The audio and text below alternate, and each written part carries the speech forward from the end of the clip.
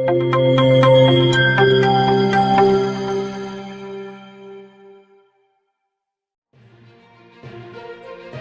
25 April रोजी निवडणूक निर्णय अधिकारी दीपक सिंगला यांच्याकडे एकूण 20 उमेदवारांनी 24 नामनिर्देशन पत्र दाखल केले। निवडणूक निरीक्षक बुदिती राजशेखर यांच्या उपस्थितीत नामनिर्देशन दाखल करण्याची प्रक्रिया पार पडली। तर दिनांक 26 एप्रिल रोजी छाननी होऊन त्यातील 35 उमेदवारांचे नामनिर्देशन वैध ठरले असल्याची माहिती निवडणूक निर्णय अधिकारी मावळ यांनी दिली।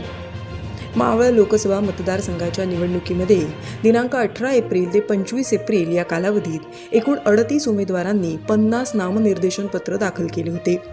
दाखल झालेल्या नामनिर्देशन पत्रांची छाननी दिनांक 26 एप्रिल रोजी सकाळी 11 वाजल्यापासून निवडणूक निर्णय अधिकारी दीपक सिंगला यांच्या मार्फत करण्यात आली। 35 उमेदवारांचे नामनिर्देशन वैध ठरले असून 3 उमेदवारांचे नामनिर्देशन अवैध ठरले आहे। तर 50 नामनिर्देशन पत्रांपैकी 46 नामनिर्देशन पत्र वैध ठरली असून 4 नामनिर्देशन पत्र अवैध ठरली आहेत। आता 35 उमेदवारांपैकी कोण कोण या निवडणुकीच्या रिंगणात आहे त्यावर ग्राफिक्सच्या माध्यमातून नजर टाकूया।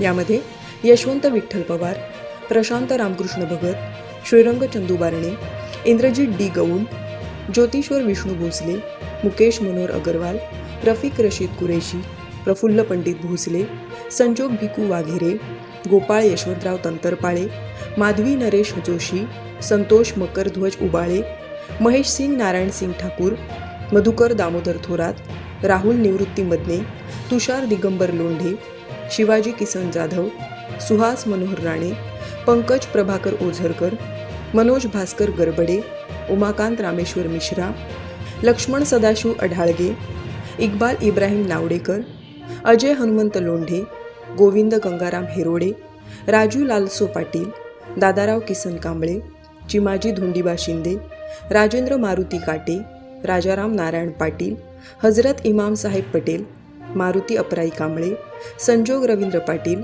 रफिक मैनुद्दीन सय्यद, भाऊ रामचंद्र आडागळे हे आहेत।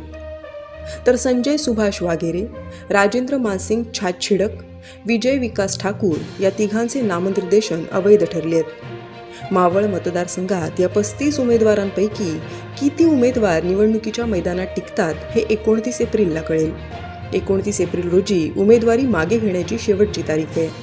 असं असलं तरी यंदा किमान 30 उमेदवार हे मैदानात असणार असं एकंदर चित्र आहे।